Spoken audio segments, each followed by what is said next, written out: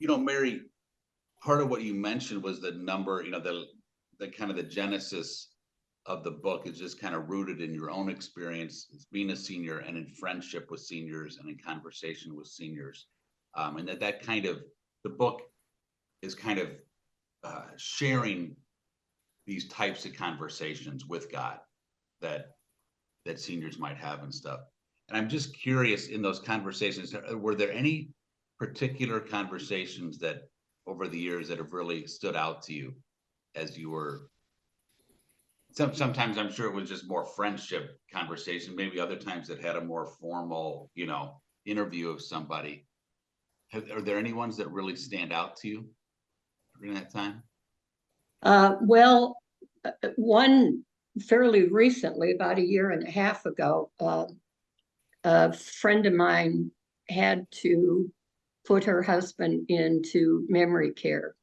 She'd been trying to keep him home, and he was becoming physical, and she just couldn't do it anymore. And the day after she took him in, we met up, and she said, "I feel like I've committed a crime." And I guess she kind of speaks for a lot of people who are faced with that situation, particularly when you need to do that to a loved one, a spouse or a parent. I've been involved in getting some people into assisted living and memory care, but they were not family or close friends. That doesn't mean it was any easier, but I can just imagine what it's like. I mean, this woman has been married 50 odd years, and she calls him the love of her life. And it's about a year and a half ago that happened. But I think she speaks for many when she says how difficult that is. The most difficult thing I had to do was to take somebody's car away from them. And that's difficult. So that, and the other thing that continually comes up is the number of people, older people, who are depressed. And so that's one of the issues that I address in the book. Both those issues, as a matter of fact. Yeah. I think that's what really, some of you I know were mentioning, you've already started reading it. The book, it just really rings true. There's a sense of it, of that groundedness in people's, in the kinds of experiences that people have as seniors. Thank you, Greg. I think there's a real gift to you kind of offering these prayers and conversations as an invitation to people, in the sense of modeling of, hey, now have your own conversation, develop your own conversation with God. It's a real invitation to that. And so we were hoping, Mary, that you might share one of your, we'll start with one at least, one of your invitations, one of your chapters, if you could read an excerpt for us. Well, I thought I put my glasses over here, but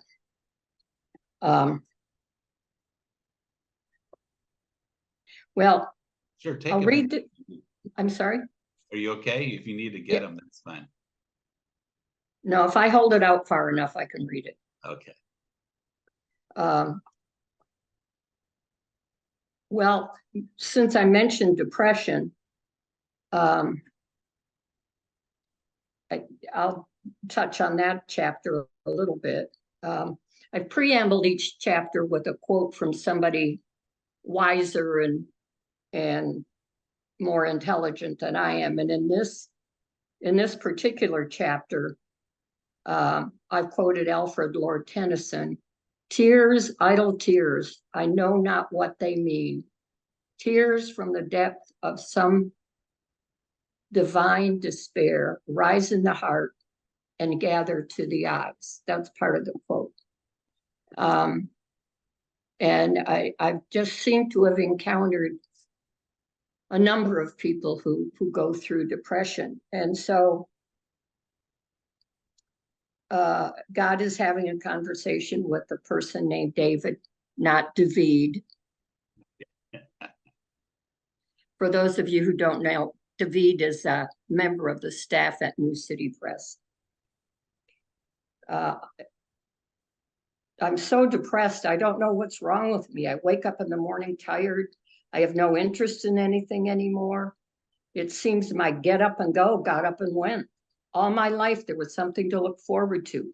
Getting out of school, planning a career, getting married. I had a great career, a wonderful spouse, and good kids. Now I have nothing to look forward to. I thought retirement would be fun and games, but you can only play so many rounds of golf. And what do I do when the weather isn't suitable for the links? I don't have anyone to do for like I used to. Not even my family needs me. They have built their own lives. Is my life all about cleaning the garage and grocery shopping? And God says, only if you let it be. What specifically depresses you? Life and death. Hardly a month goes by that I don't hear about someone dying. It's not always someone close to me, but it's someone I know or knew. I understand I'm getting older and everyone's going to die someday, but still, I've gotten in the habit of looking at the obituaries in the paper and at their ages. It seems there are just as many people younger than I am who are dying than are older. God says, if looking at the obituaries depresses you, I suggest you stop doing it. You seem healthy to me. Are you afraid you're going to die soon? It isn't a matter of when I will die. I just don't want to die a slow, painful death. How much longer do I have to live? Can you tell me that? God says, I can, but I won't. And then God, I will read this.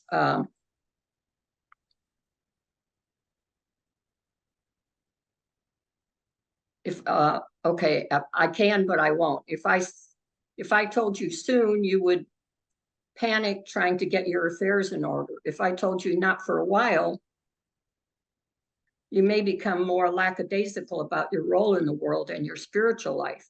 You know the adage about living each day as if it were your last. I know. My daughter always has a quick comeback to whatever I say. She says, that's why she never has clean clothes. Who wants to be doing laundry on their last day alive?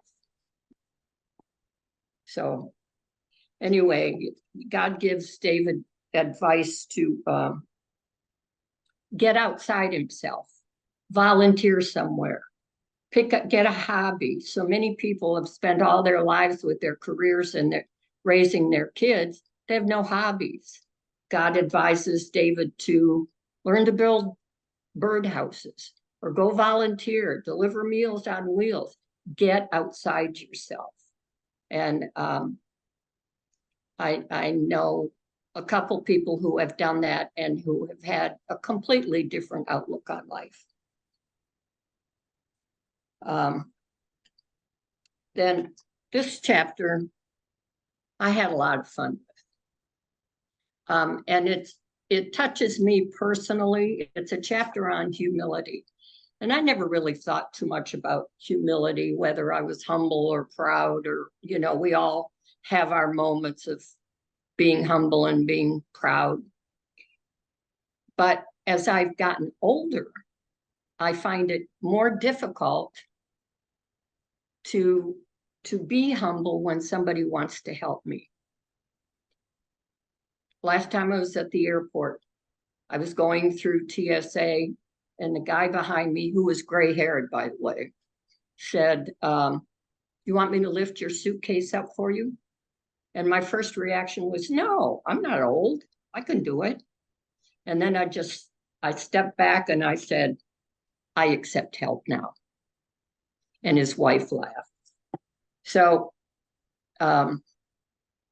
anyway, this is the chapter on humility with a quote from Sirach. Humble yourself the more, the greater you are, and you will find favor with God. So this a man is talking. God, yes, Jack. I'm at a loss here. For the last 20 or so years, I've been in charge of my life and that of my family. As chief executive officer at the plant, I gave orders and expected them to be followed. I oversaw hundreds of employees and a multi-million-dollar budget. All was good. You are quite successful, I would agree. What's going on? As you know, after 37 years of marriage, I lost Barbara. She was just in her 50s. Who would think someone so young could die so suddenly? Her heart, which had never been a problem, just gave out. And now here I am, trying to figure out how to get through a day. She was a good woman. You were blessed. I didn't know how blessed. That's my problem. She did so much that I never even knew about. She raised the kids, ran the house, managed our social life. Do you have any idea what it takes to run a family? I have an inkling.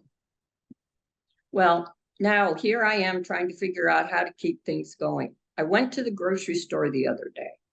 I didn't think too much about it. I've been shopping with Barbara before, but I realized that day that all I ever did was push the cart around. She knew where everything was, what we used, what the prices were. I looked at all those women in the store with their list. They all seemed to know just where to go, where everything was, what everything was. I must admit, grocery stores have gotten more complicated over the years. It used to be you just went to the town square on market day and picked up the necessities. Did you know there are different onions? Red, white, yellow, sweet. I have no idea what she bought. I like onions on my hamburger, but didn't even know what to get. And potatoes, Baker's, Russet's, New, Yukon. Oh, man. Well, I thought people would like a little variety. What? Oh, yeah. Well, I guess what I'm saying is, I guess I need some help. You want me to do your grocery shopping? Of course not. The problem is, I don't know how to ask for help. I've never had to. I've either been able to figure things out or had someone to delegate it to and forget about it. You're asking me for help. That's different. It's easy to talk to you. I don't have to look you in the face. What I mean is my eldest daughter, Catherine, well, she offered to take me to the grocery store and show me around. It's kind of embarrassing. She's a kid. She's 35. Yeah, but here come the yeah buts. I wish no one ever came up with those words. Yeah, but what? I feel like I'm groveling to ask for help. Is that how you feel now, asking me for help? Kind of. The self-reliance you have experienced throughout your life, do you know what it really is? Self-love. You feel the only people you need are your minions who will do what you demand. But now here you are, unable to snap your fingers anymore and make something happen, which has resulted in self-pity and despair. You have to recognize that you cannot control everything. Humility is also key to overcoming your fear of the unknown. Do you know what it took for Catherine to offer to help you? Do you know your kids and your employees are afraid of you? Afraid of me? That's ridiculous. I would never hurt anyone. That's not what they fear. They fear your displeasure to not living up to your expectations. You become quite angry when you think people have not done what you wanted or the way you wanted it done. You're kidding me. I didn't get angry. I get frustrated. Kidding isn't my thing. You come across as angry, which scares people. Your anger doesn't unsettle just you, it unsettles those you direct it to. Why don't you take Catherine up on her offer and see how it goes? Try just walking through the store with her and talk to her only about groceries. She knows you aren't familiar with grocery shopping. You will make her feel good because she has helped you. I'm just not used to this. How many times have you heard homilies about putting someone else's needs before yours, about loving your neighbor? Your children are your most important neighbors. Catherine will realize that you see her as an adult and will greatly appreciate being accepted as such. I know it isn't going to be easy. Do you know the yoga pose called Shavasana? Sometimes it's called the corpse pose. Why don't you try it? Lie on your back, take deep breaths, surrender to your need to ask for help. I don't know. I guess I thought humility was for saints or for people who gave up all their wealth for the poor or who just didn't have any ambition. It certainly isn't in the commandments. I thought those were the rules to follow. Do you think my son had no ambition? He often talked about being humble. Well, no, I don't think that. He certainly lived up to the task you set for him. I mean, people who use humility as an excuse not to get anywhere in life, not have anything. I'm not sure where you get your idea about humility, but that's not how I see it. Humility is recognizing your limitations, knowing that there are people who can do what you cannot do. All your education and worldly success have given you a sense of greatness. Pride, which you have plenty of, is rooted in stubbornness. Some think you have had a very successful life. You worked hard and you commanded respect, but that was where you fell a little short. You can't command respect, you must earn it. People who are afraid of you do not respect you. And now here you are experiencing fear because you're afraid to ask for help. All my commandments boil down to two: love me and love one another. You need to give the people around you the opportunity to love you. They do that by helping you. I see what you mean. This isn't going to be easy. Did I promise easy? This is probably going to be the most difficult thing you've ever had to do. You will be a better person for it. Trust me. And remember that meekness is not weakness. It is an opportunity to learn. Every person you encounter has something to teach you. It may not be obvious what that is. Sometimes it's as simple as teaching you to be quiet, not make demands. You have wonderful gifts, but you're not the only one. You need to recognize that. Okay, I'll work on this. I'll call Catherine right away. You should know that you're going to face more circumstances when you will need to ask for help, but each time you will find it easier and you will learn humility. And Jack, yes, Lord, red onions are best on a hamburger. Nice, Mary. That really is a great sample, I think, of kind of the tone of the book, the way that it offers this invitation for people to be open with God about their life. I thought I'd just share my screen for a moment just to show what the text kind of looks like, so people can get a sense of how the book's laid out. It's really organized around, we don't even actually call them chapters. They're just very short meditations in this conversational style. So you'll see this one, the beauty of the earth, laid out in this conversation with God, and then different people pictured each time. So you kind of get a flavor of different personalities in their relationship with God. And then, like you said, Mary, there's always a quote that kind of begins it. So it's real accessible. It's real engaging on a wide range of topics. And I think, like you were saying at the beginning, it shows that you've really lived with people and journeyed with people from a lot of different backgrounds. So yeah, we just really wanted to come together and celebrate what you accomplished and what you're offering to people, and also encourage people, to to share this. We're gonna, when we send the email to follow up, we'll send you Mary's email address if you want to reach out to her, engage with her. If you want to have a Zoom meeting with, people from your parish to talk about the book, things like that. We hope that this will really be a moment to kind of celebrate and then look ahead to how we can use what Mary's done.